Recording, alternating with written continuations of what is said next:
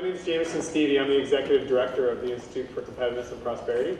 I have to say I'm always slightly intimidated by the crowd that we gather for this report.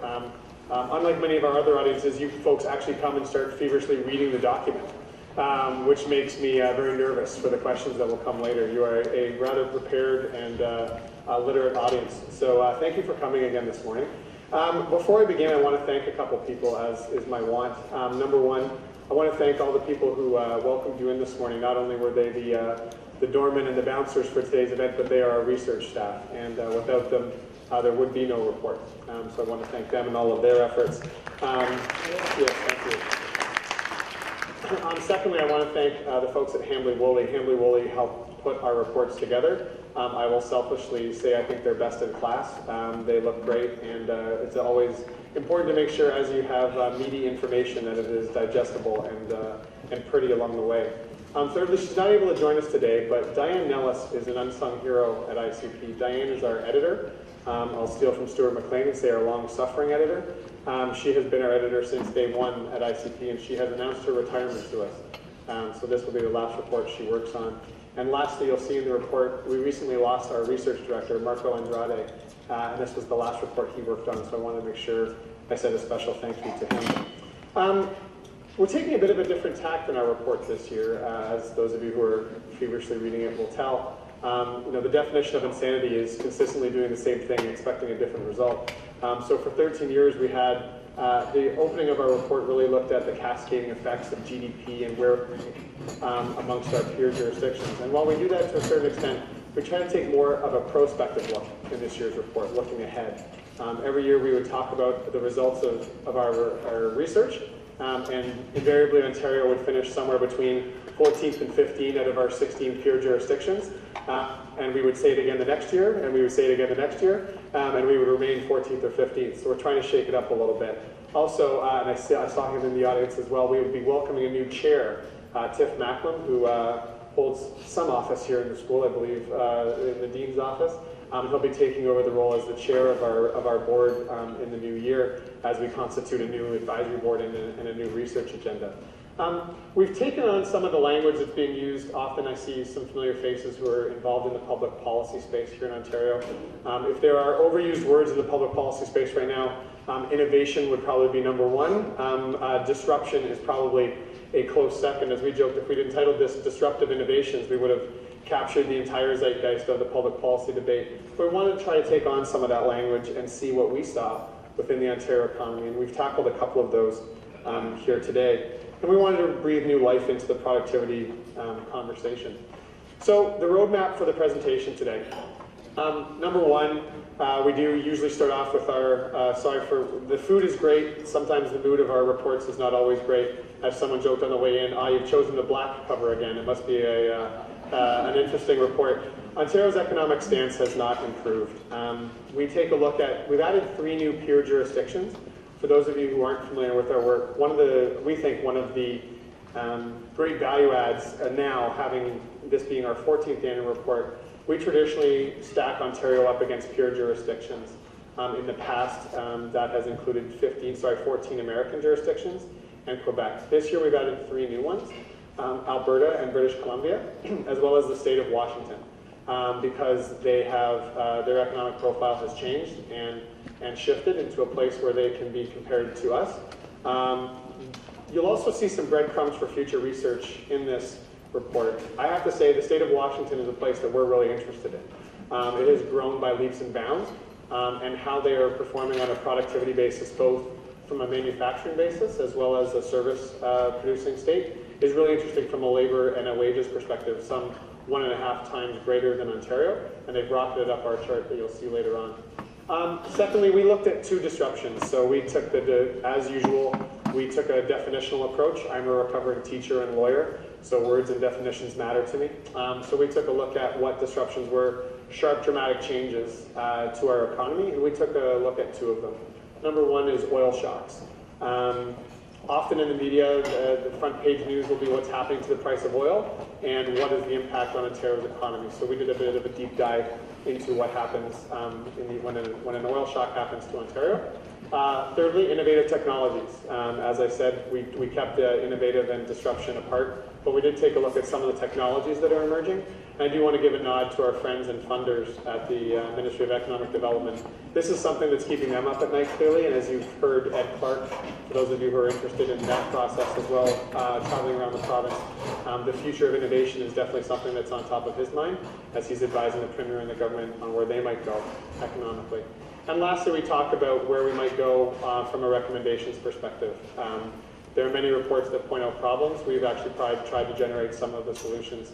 And two of the things that we see as necessary for the Ontario economy are to be dynamic and resilient. We'll get into that a little bit more. In the recommendation section, we look at 5 different areas, and we apply the innovative technologies to 5 of our areas that are important within the province economically. So for those of you who are familiar with our work, this is a traditional chart. You'll recall that we've just added 3 new jurisdictions, not surprisingly, on a GDP per capita, and we increasingly add a caveat around GDP per capita. I will cut off the question. Of course, GDP does not measure all that is important in the world, but it is our traditional measure and is useful to us both historically and on a go-forward basis. Alberta enters our charts at number 1, the Taylor Swift of the GDP analysis. But obviously, with what's going on in Alberta, that's a position that they're going to have some struggles holding on to on a go-forward basis. Really interesting to me, 2 things. One, you'll see Washington, as I said before, as a new pure jurisdiction coming in at 6th. We're going to try to do a deeper dive into what has made that state successful and what they've done to attract businesses. From a taxation perspective, they have low to no corporate taxes, they have low to no personal taxes, and an incredibly high VAT. So clearly an economist woke up someday in Washington and said, let's try all of our theories and see how they work out economically, and so far in Washington they seem to be going okay. Ontario, once again, if we hadn't included the new jurisdictions, would have its traditional place, beating Quebec and Florida, and trailing just Michigan, depending on how Michigan's doing on any given year. But interestingly, BC coming in at the 2nd lowest position on a GDP per capita. So we took a look at a couple of aspects of Ontario's economy and where it's doing well and where it is struggling. So number 1 on the productivity gap is widening. This year the GDP gap grew by some $800. We want to thank Stats Canada. This is really fresh data because they released their numbers for 2014 just in advance of us going to print. So we were incredibly thankful for that. And we would also like to say, since we make this pitch every year in a negative way, we should make it in a positive way. Really thankful for the return of the long-form census. We were increasingly, we're taking credit for it, to be honest, because that's what we do in the world of think tanks. But the MPI long advocated for the return of the long-form census, and Roger Martin joked the other day. He said, "I never thought I'd become a single-issue voter." And I never thought I'd become a single-issue voter on the return of the long-form census. It feels like a very Canadian thing to do. But we were getting tired of writing reports with asterisks at the bottom. We apologize that this data is based on 2010 census data, so we're really thankful that that's coming back. But we did learn that it grew by some $800. In the goods-producing sector, an Ontario worker produced roughly 28% less than the median worker in our peer jurisdictions. And for those of you who can remember, some years ago, we stated that our goal as a province and of our reports was to get Ontario up to the peer median by 2020. We have abandoned that goal because it clearly is not going to be attained. But that being said, the prosperity gap for goods producing, as I say, is 28% less, and in the service producing sectors, productivity is roughly 16% lower in Ontario compared to the median levels. So that's concerning that the prosperity gap persists. And you'll note in this report, we are increasingly starting to distinguish between goods producing sector and the service sector, because we are starting to see a great divergence in the opportunities that exist in both of those. And if I had a job within the government, particularly at economic development, it's that divide that would probably keep me up at night. As you have limited public dollars, where are you going to invest the next one? And increasingly, it looks like the service sector might be a place that you want to invest, although traditionally the goods producing has held the imagination of Ontario policymakers. In the yellow section, low business investment and export growth reduce productivity. Our business investment on a per establishment basis is 67% lower than the North American peer median, $229,000 versus 137,300. So what does that mean? As we'll see in the report, it turns out that we're very good at producing new businesses, although when you hear startups, they will say there are still impediments within Ontario for starting a new business. But over the last year and the last 5 years, we've had an increase in the number of businesses in Ontario, but a decrease or a flatlining in how much we're investing in them.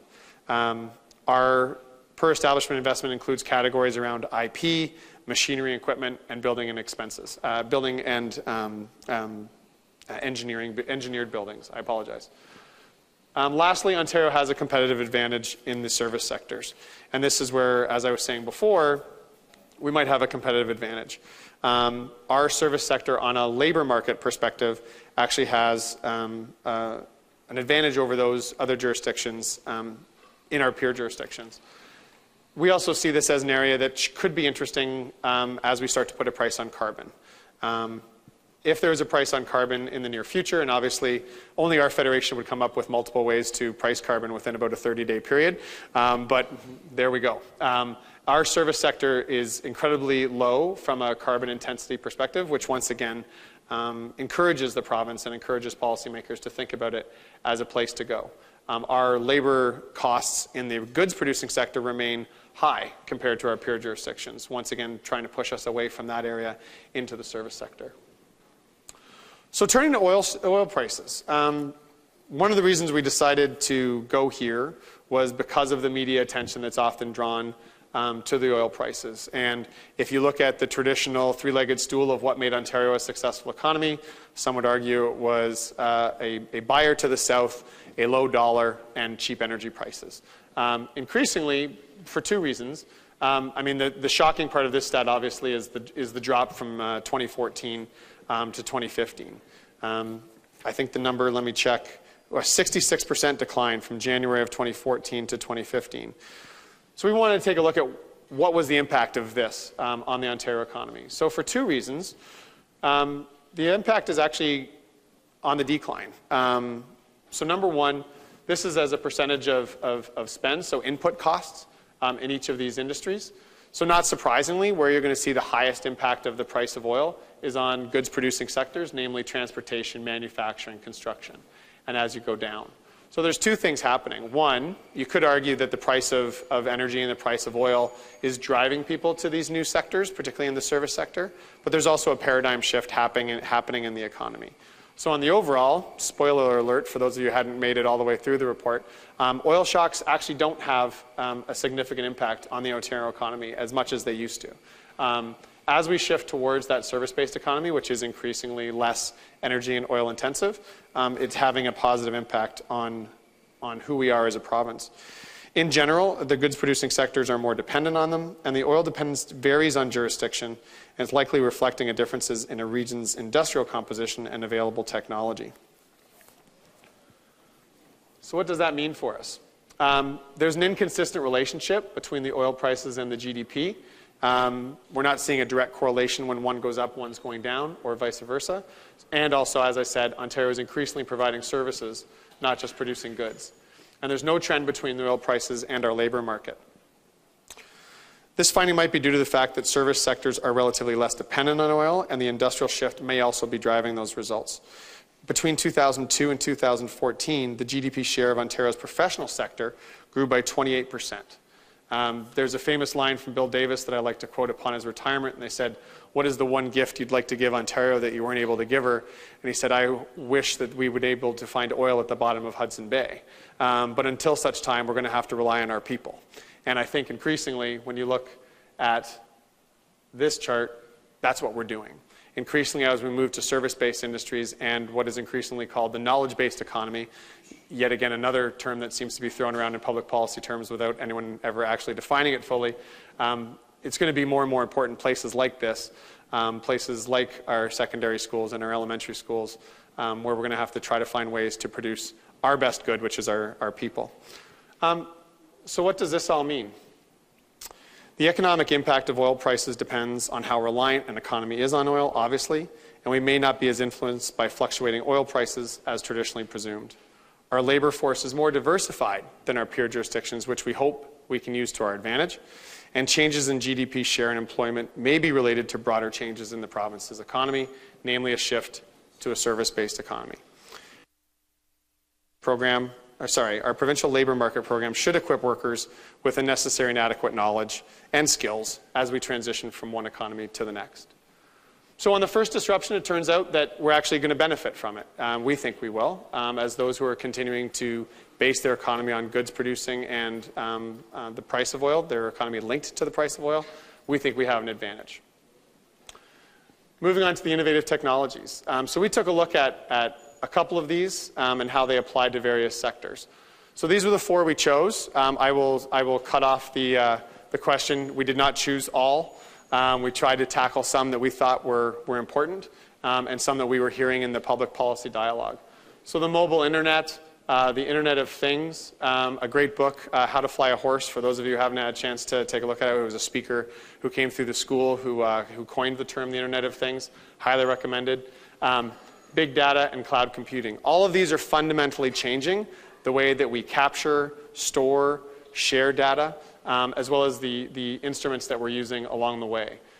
Interesting stat, at least to me, the 68% of Canadians own a smartphone, up from 55% in 2014. I happen to be part of the generation. I can still recall, as I started as a lawyer in the year 2000, I was asked that when I started, would you like to have a Palm Pilot or a BlackBerry? And I said, no, I'd rather not have either, and that was okay with my law firm. The thought of an articling student starting today and saying, no, I'm good, I don't need to be connected to the office once I leave, I think they can just say, well, then you can just leave. I think this is interesting in a couple of sectors. So we've looked at 5, how some of these are going to affect our automobile industry, our financial sector, namely insurance, massive open online courses within the post-secondary sector, as well as in healthcare. A large portion of Ontario's economy is obviously concentrated in the automotive manufacturing sector. As car sharing starts to take on a larger role, and I've promised a colleague here that I won't mention a taxi company that is driving another word that is used often in public policy. But there is a car sharing phenomenon that is increasing, particularly in urban centers.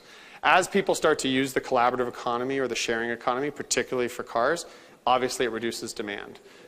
It's going to be really important and imperative upon our manufacturing sector, particularly in auto, to try to form strategic partnerships in that way. As demand goes down, we're going to have to still find a way to produce those vehicles. Our institute has long advocated for Ontario to become a leader in the production of electric vehicles. We stand by that stance. That's another area of demand that could drive some of our thoughts going forward. But this car sharing is going to disrupt our auto industry, and how can they find partners to keep that demand up? Secondly, and I found this stat really interesting, and I'll pause on it for a moment. Generating about 2% of our total GDP, Ontario's insurance industry is the largest compared to our peer provinces. So let's stop for a moment, because I think it's going to be something that we speak about later. We constantly talk about how we need to increase the risk that's taken within the Ontario economy to be more innovative, to be more disruptive. But when you think about what's driving our economy on a day-to-day basis, we celebrate the Scottish Presbyterianism of our banking system over the last 5 years. Our insurance industry takes up the largest percent of GDP compared to our peer jurisdictions. We have a highly interventionist government into our economy, and our pension funds are significant players. To ask them yesterday to be really careful with our money, but then tomorrow to be risk takers and venture capitalists, that's a real challenge. And add on top of that a highly regulated and protected market, maybe we're getting about as much as we can out of the existing structure of our economy. If we want to get more out of it, we're going to have to ask them to change or get more players playing a larger role within our economy. As we showed before, with all the information that's now being able to be captured, particularly by an insurance industry or a bank, businesses can paint detailed portraits of their clients based on their age, their gender, their location, and habits. And although this enables insurers to provide individualized quotes and policies and thereby affecting prices, disruptions in the insurance industry challenge some of their contemporary ethics. They're going to face some real challenges as to how much information they can share, how much information they can glean, and it's going to be really interesting going forward to see how and when they use the technologies that we were raising before. Peer-to-peer lending as well. As many of you have heard me speak before, I like to make movie analogies as we go through these presentations. One of my favorite scenes in any movie is Jurassic Park, when they're hunting a raptor, and he's facing the raptor in front of him, and then all of a sudden 2 raptors come from the side because they hunt in packs. That's how I think about disruption in the financial sector. They were too busy fighting each other, and it turns out it's going to be Google and Apple who take them out from a financial services perspective. So how is peer-to-peer lending going to impact some of our banking system? How are they going to react? Is going to be very interesting. I think government's going to have to respond by making sure that regulations and the protection of the consumer is there, but allows them to move forward and compete against those who are coming at them from the side. Massive open online courses altering the business practice of educational institutions. Since I see both my dean and several professors in the room, I'm just going to skip over this section. No, I'm joking. Today, the good news is that Ontario has been a leader in this area. 21 universities and 23 colleges in Ontario have plans to increase online or blended learning. I think this is an incredibly interesting debate, and it's one that I find increasingly generational. I'm 42, so I'm going to claim now that I'm old. I've been trying to push the age of youth to 40 and under, but since I've surpassed that, I'll just give up the ghost. But for me, the thought of not participating in a classroom in a bricks and mortar building would be anathema. But when I talk to my staff, the thought of coming into bricks and mortar every day to them is equally foreign. It's going to challenge the fundamental underpinnings of what we think about university education, but increasingly the demands that I think are being put on universities by their students to have these types of resources available is going to challenge how we fund schools, how we teach class, and what we expect from our students. Fortunately, Ontario is a leader in this, but we want to push that envelope a little bit further. Lastly, telemedicine, transforming the delivery of healthcare services. In Ontario, this is an area that we have been a bit of a leader, particularly around the area of remote and rural care, having surgeries being performed by folks some 100 kilometers away through robotics and telemedicine. But as the long and storied history in this province where we are failing remains the electronic health record, and something that we can probably tackle in the name of both cost savings as well as safety and hopefully an exportable good down the road. So what does Ontario need to do to prepare for the disruptions ahead? First, we call for Ontario to support the industrial shift from goods to service production. Shifting general manufacturing towards advanced manufacturing and into service-producing sectors would allow Ontario to exploit its competitive advantage and utilize its highly educated workforce and spur economic growth. We should ensure that policies targeting expanding, not contracting sectors to incentivize and signal business growth in service sectors. For those of you who know, we have in the past talked about Jobs and Prosperity Fund and other job funds. Traditionally, those are focused on our rock bed of goods producing. Increasingly, we'd like to make sure that there's a lens on all government policies to make sure that service producing sectors are, if not advantaged, at least not disadvantaged in that conversation. Next is facilitate the export of services, and please, this is on page 44 of your report.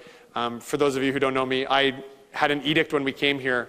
I did not want any more suggestions in any reports that said things like increased trade with China, period, move on to the next point. That's about as useful as the paper that it's printed on. But we want to make sure that we offer up useful advice. Ontario should ensure that public policy encourages exports in service-producing sectors. By our analysis, there are 13 programs offered by the Government of Ontario designed to provide information or financial resources to encourage exporting.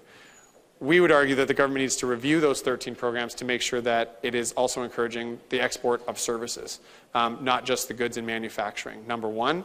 Number two, interestingly and somewhat not surprisingly, the province came back from China with, I think, 2 interesting pieces of information. Number one, as always, they signed a lot of trade deals. But number two, the Chinese government doesn't distinguish between Vaughan, Peel, Toronto, Mississauga, and Oakville to the same extent, perhaps, that we and our tribes do. Increasingly, the Ontario brand and who we are as a province needs to matter. We're proud to be 13 million people, but we are only 13 million people. 13 million people is a neighborhood in some jurisdictions that we're hoping to trade with. So as we look to export, branding is going to be an important part of that. And then lastly, I would say, Ed Clark has talked about this as well. Education and healthcare in this province have long been seen by the Ministry of Finance as the giant sucking sound. So when health shows up, it is merely a spend. When education shows up, it is merely a spend. I think we, as an institute, if I can brag for a moment, and particularly Roger and his past, changed the conversation to make sure people thought of education as an investment in our future. JKSK being a great example of that.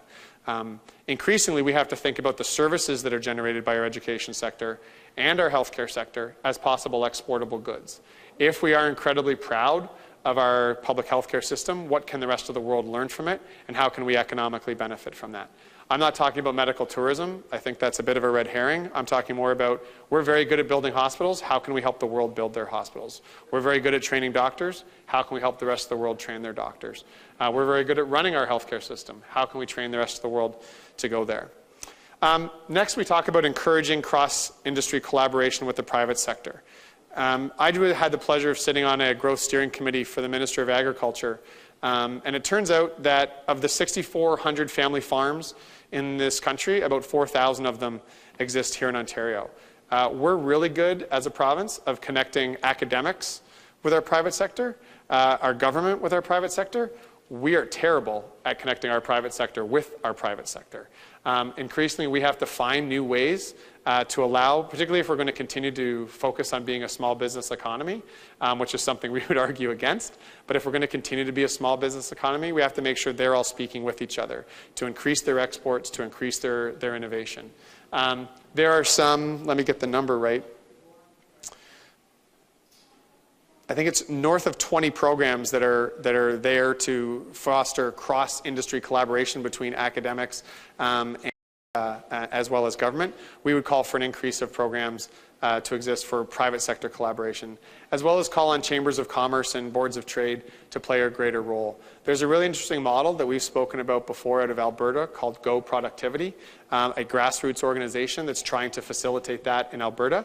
It didn't have traction when oil was at a high price. It turns out, as the watering hole gets smaller, the animals start to look at each other a little bit differently.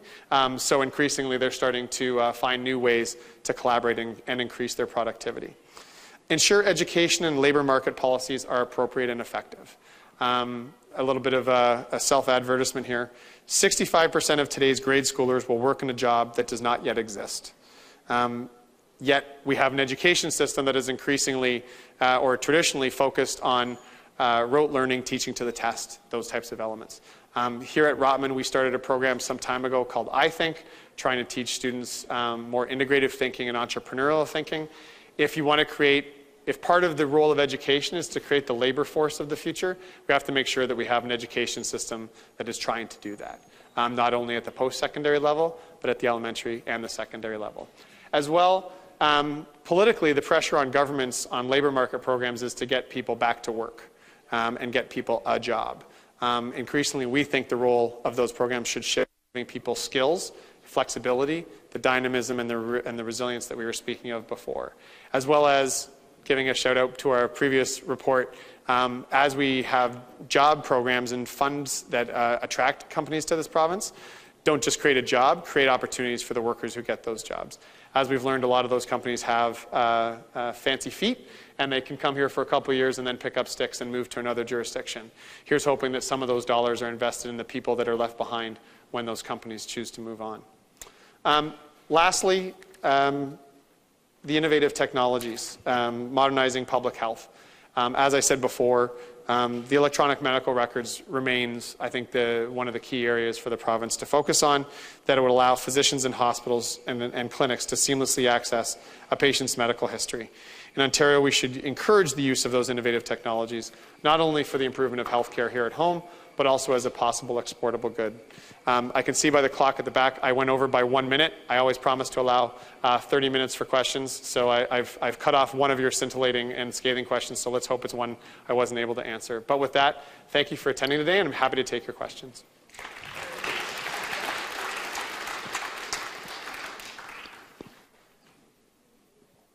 Someone will come around with a mic, sir. Oh, hi there. Hi. You're talking about how people tend to throw terms around these days without defining them very well. It seems to be a product of sort of neoliberalism.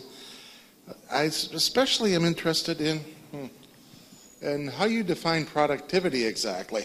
Okay? Mm-hmm. That's the question. Sure. So we have used the same definition for some time on a GDP per capita basis. So GDP per worker and GDP per capita is how we've measured the productivity. If you go back to the chart at the beginning, this is our traditional measurement and how we rank against our peer jurisdictions. Used to be, had something to do with actual performance of actual employed workers per capita. That it's linked into our it is linked into our. So our research also looks at the participation rate, the number of hours that are worked, but this is the macro number that we focus on. Well, that doesn't really say an awful lot about how efficient the economy is at utilizing its available potential. Sure. So Ontario, on those basis, where we normally succeed, definitely compared to our peer jurisdictions, is our labor force participation. What we are really good at is making sure that of the working age people, number one, we have more people within that cohort, so in the 20 to 65 age group, compared to our peer jurisdictions, and our percentage of those people in that cohort are at a higher rate of participation. Where we fail is in at least two areas. Number one is the number of hours worked on an annual basis. Traditionally, we have fallen behind. For those who've been to our reports in the past, we've made the joke that there's two ways to tackle that problem. Number one is a policy that tells everyone to work harder, some 100 hours less compared to our median. It feels like a losing battle on that front. But the second one would be to focus on those people who want to work, particularly from a part-time to a full-time. That has been traditionally youth, immigrants, and women getting back into the workforce is an area of public policy that's worthwhile. So point taken that this doesn't capture that efficiency number. It is captured in the report, but for the purposes of today, that's what we focus on from a GDP per capita perspective.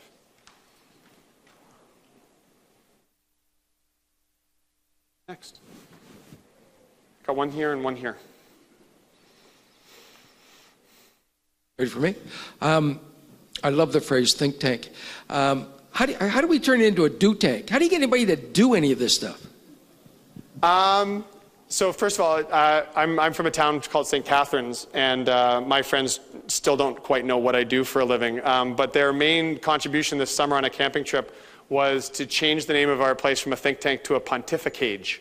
That ideas enter and only one idea leaves, and so I'm working on that one as well. I think, so in a couple ways. Number one is I would argue we've punched above our weight for the last 14 years. We're funded to the tune of about $1 million a year, and the public policy traction that we've had, I think, has been quite significant. So when you look at our history, capital gains tax, HST, funding of postgraduate spaces, the increased importance of investing in education. So first of all, I think our track record isn't bad, number one. Number two, we're trying to find new ways to communicate to government. That's why we've taken a different tact in the report to try to get their attention. Part of my job is to advocate for our policies, not for any particular political position, but the policies we're bringing forward. We as a school and we as an institute have had the opportunity to speak with folks like Ed Clark, the minister involved. But from turning it into a do tank, I guess, ironically, I have to convince the guy who has my old job to do some things. So that's how we try to take some of these things into action. I think we'll try to focus on a couple of particular areas in the short term. To me, the biggest bang for the buck would be the focusing on some of our export programs here in the province. Trade has always been, the two areas that keep me up at night on the economy are how do we grow our small businesses to medium and our medium businesses to large and become global competitors, and the link on that, I think, is trade. So those will be our areas of focus to change these from just ideas into public policy. In the front, Chris?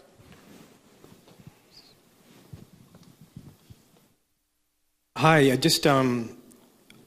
the one thing I felt like I observed during the talk, and also just, as you said, blasting through fragments of the report, is the nature of disruption and the tenor of the response to it. The sense maybe I got, and I really haven't read these reports before, is a kind of a defensiveness, which is understandable.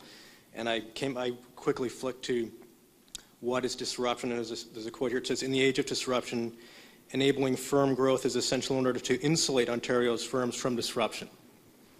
So the tenor to me is the sense of insulating firms from disruption for growth, when really that does suggest a kind of an angle which would resist firms that actually are the disruptors. And you did address that, I thought, very well when you talked about education and looking towards educating youth, millennials in thinking, innovating, being flexible. And I'm just wondering if maybe you could address those two things together. There's a tenor through this, and maybe a little bit in here, in that you're protecting current industries and resisting disruptive industries, whereas in fact, potentially it's the disruptive industries which are the future. Thank you. As I said, I hate that you guys read the report. So first of all, hopefully that's not the tenor you feel through the whole report, because that wasn't the intent. But fair quote back at me. I think we are trying to have it both ways, to be honest. I think what we're saying is there are a number of disruptions that are going to come our way. We have to make sure that, I think protect might be, don't take that to the full extension of a protectionist stance, but make sure that we insulate and allow for the resiliency that's going to be appropriate for those companies. So what can we do to make sure we see some of those things coming on the horizon?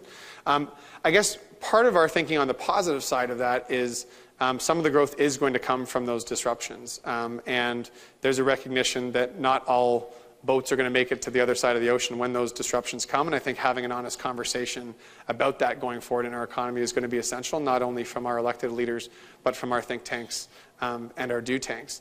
I think increasingly, I guess this leads to a report that we're going to write later this year as well.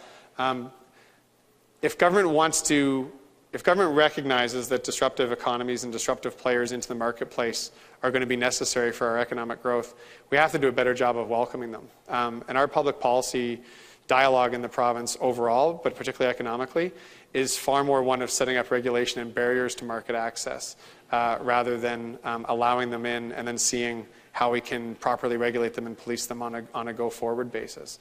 Increasingly, I think government's going to have to act as a platform to facilitate conversations, to share data, to share best practices so that those disruptions can happen, but still allow for the proper protection of the public interest. So I think there can be a balance between the two. As I said, I think one of the challenges that I would have if I were the Deputy Minister or Minister of Economic Development is, if I've got $1 today, do I spend it on the economies that have got me here, or do I spend it on the economy that I think is going to emerge going forward, which definitely has a higher risk profile and fewer constituents than the existing economy? Up front. Oh, sorry. And then I've got one right here. Thank you. Morning. Good morning. Thank you very much. I'm concerned about the labor and education participation. So Peel Poverty Action Group knows that people have been made to disappear because of the StatCan, and we also know that for the last 6 years, the funding to the settlement sector has been axed by more than 25% a year. And what that does is it keeps people out of the labor market because they can't transition. So I'm wondering if going forward, if settlement sector funding is resumed, if you can see Ontario moving up towards the top of your bar chart. To the top of that GDP production chart? In the absence of data, I will refuse to take a position. I left that industry. So we didn't tackle, to be frank, we didn't tackle the issue of settlement funding as it relates to the retraining and the education sector. It's a great point. I think there's going to be a really interesting test that happens with the emergence of, well, I linked literally today, the plan to handle 25,000 Syrian refugees. I think it's going to put a real strain on our existing systems, from shelter to education to settlement services to how we connect new immigrants to the workforce. So I think we can't make promises to people and then invite them to our country and not fulfill that promise. and I think we've been doing that for some years, particularly economically. There has been, hopefully, one of my hopes for having first ministers actually be able to speak is, I think one of the main problems has been the disconnect between levels of government. One level invites them in, the second one creates the jobs program, and then the lower level tries to figure out where they're going to live. There are some wonderful things about our confederation. There are some challenges with our confederation. So I think settlement programs, I don't think it'll move us all the way up that pie chart, but if you don't buy the ethical argument, there's an economic argument. Why we are only 13 million people, we better make sure that as 13 million people, we're working to our best. In front, sorry. I promise we'll get to you, sir. My staff are ignoring me, even though I thanked them at the beginning, so there you go. Exporting healthcare technology, as you suggested, I wonder if the healthcare system in Canada is really viable, because no other trading partners have such a system in any of those. So instead of exporting, maybe there should be some questioning about the competitiveness or the efficiency of the healthcare system. If only someone had written a report. We wrote a report on that. No, I take your point. I guess what we're saying is, depending on what number you want to use, about 46 or 48 cents of your tax dollars are spent on healthcare. And we can either look at that as the purchase of a public good and the purchase of a service, or both a purchase of a service and the possible investment for future export. So we didn't tackle whether the current healthcare system is competitive and efficient in this report. We wrote what I think is a great report last April, tackling that very issue in some areas that we can probably move on. But if we believe in it, if we believe in that as a public good, there is evidence and both anecdotal and data around healthcare being a huge advantage. When we attracted several of the auto manufacturers globally here to Ontario, one of them said they chose Ontario because they spend more internationally on healthcare than they do on steel. And so to locate in Ontario was a huge cost. It removed a budget line for them. So it can be a competitive advantage in that sense. And increasingly we're trying to find ways to export it. So we have been told to focus on the economic issues for now from our funders. I look forward to trying to find ways to talk about healthcare again, and I will use your question as a launching pad back into that debate. Thank you.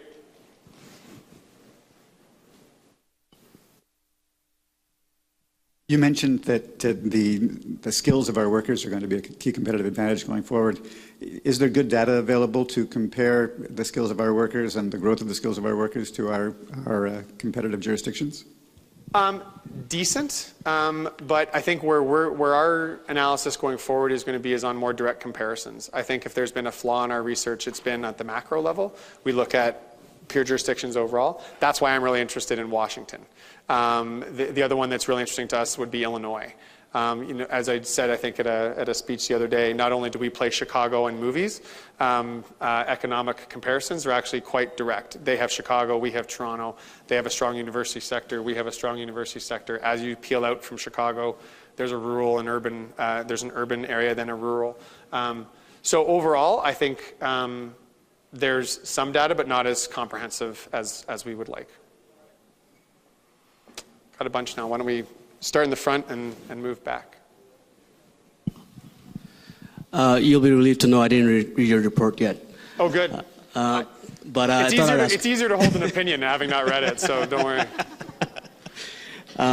So Raj Siraj from WaterTap. I'm just wondering, did you find any specific insights to competitiveness of Ontario's clean tech sector, any subsectors of clean tech, with regards to in comparison to your peer jurisdictions? So we didn't do that for this particular report. We have been commissioned by some generous funders to write a report that talks about what the future of Ontario's economy could look like as it moves towards carbon neutrality, or at least reduce carbon, and that's definitely an area that we're going to look at. I mean, number one, back to the initial question, let's define what clean tech is.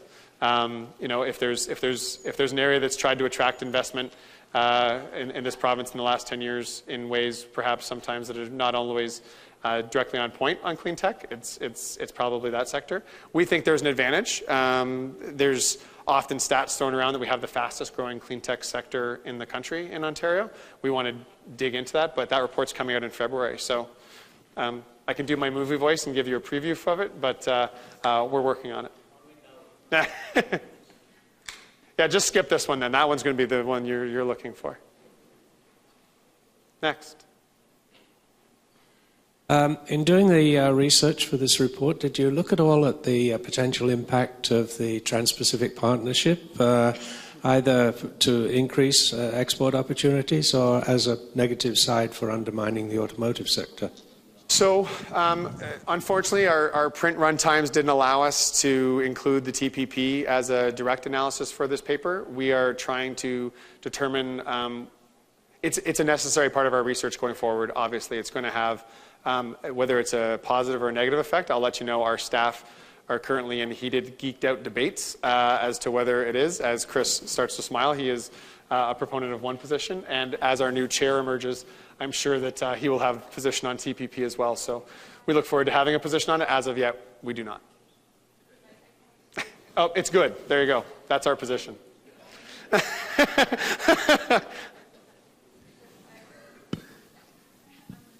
Yeah, you'd mentioned that Washington, D.C. has had a good rate of productivity growth. The state of Washington. Oh, state of Washington. Washington, D.C., that's a whole other different report. Their state of productivity is much lower. They're really good at producing political biographies. Okay, good to know. Yeah. So what have they done to stimulate their productivity growth, and what lessons does that yield for Ontario? So the early stages, I'd say there's two areas that I'm particularly interested in. Number one, as I mentioned before, their taxation system seems to be, if not rational, at least directed towards the type of growth that we're talking about and interested in, number one. This institute has a long stance, and I'll try to speak it in my best Roger Martin voice. We just want you to stop doing stupid things. And so from a taxation perspective, often we tax the wrong thing. And incentivizing growth is where we come from. So that's number one. So their taxation regime is one pillar.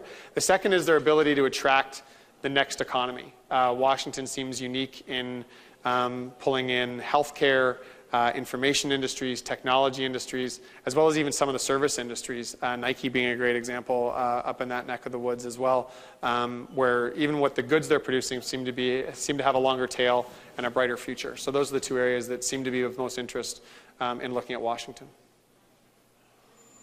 Probably time for two more questions. I've got one here, and we'll make it three because I don't want to be rude. Thanks so much for your talk. You mentioned briefly in the talk and then came back to it in the questions about small business. So I'm going to ask the question. I work in local government policy, and we're starting to look more and more at the potential of small business. So as a response to some of the disruptions that you talked about, and because of the growing job or the loss of jobs in the middle and the growing prosperity gap, that there might be potential there for more things like social enterprises, worker-owned co-ops that produce some of the social benefits that we're hoping for. So I'm just curious, it's not a direct question, but if you could expand on why it is that you'd say we need to move away from small business. So let's, I will correct my quote if that's how it was interpreted. I guess two aspects of your question.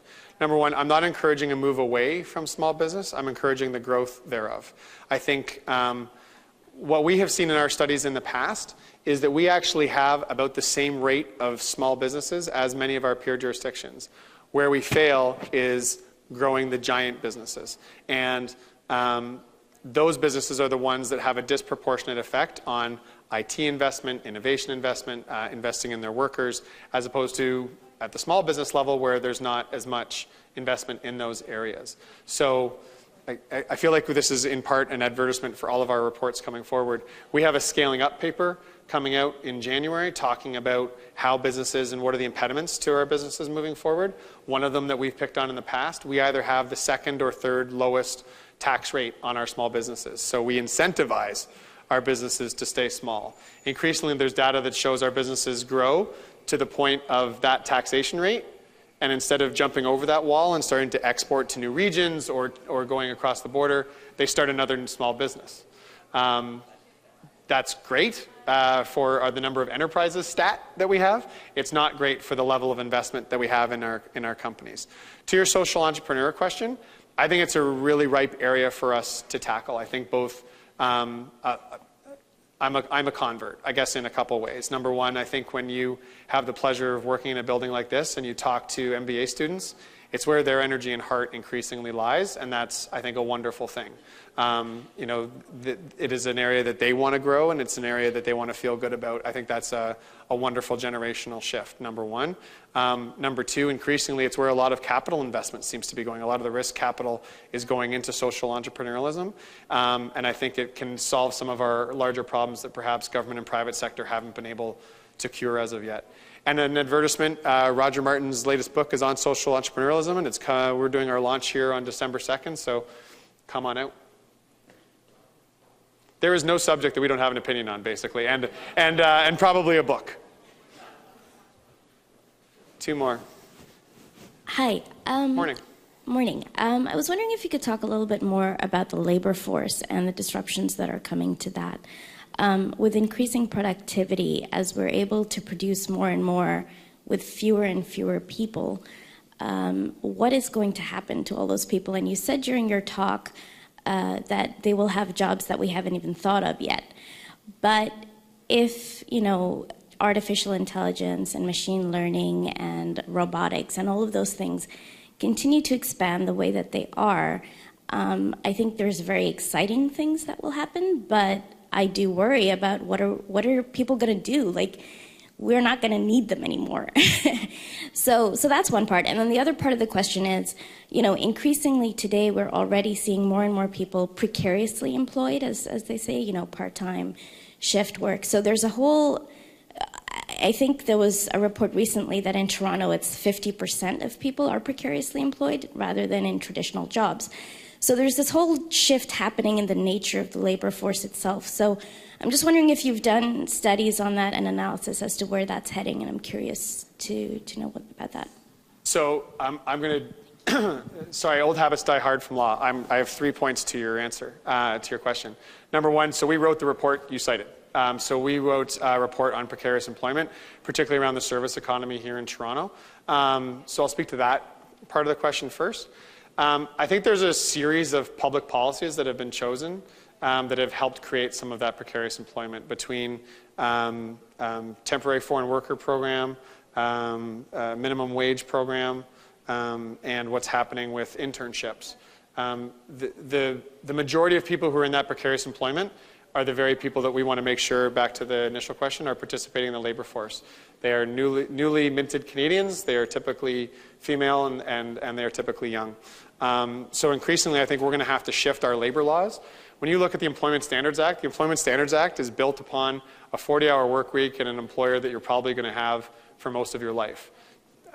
There are very few people my age or younger that I think envision their work life as I graduated university, I started working for someone, and I stayed with that entity for the rest of my life, let alone a freelance economy that wasn't even contemplated during those labor laws. So to your precarious employment perspective, I think we as a country and we as a province need to reimagine what our labor market is and could be. To your first question, I guess there's two answers. And I'm not going to have a great answer for the second one, so I apologize.